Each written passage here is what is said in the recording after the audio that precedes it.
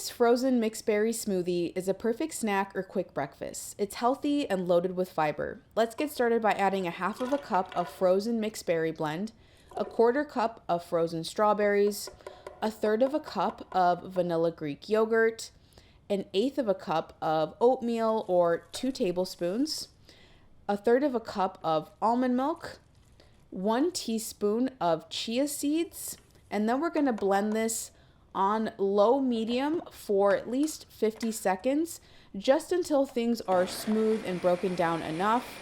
This is going to be a nice frozen consistency since we added less milk to it. The smoothie is high in fiber, vitamin C, and lots of minerals. You can definitely make this anti-inflammatory by adding coconut yogurt instead of vanilla Greek yogurt.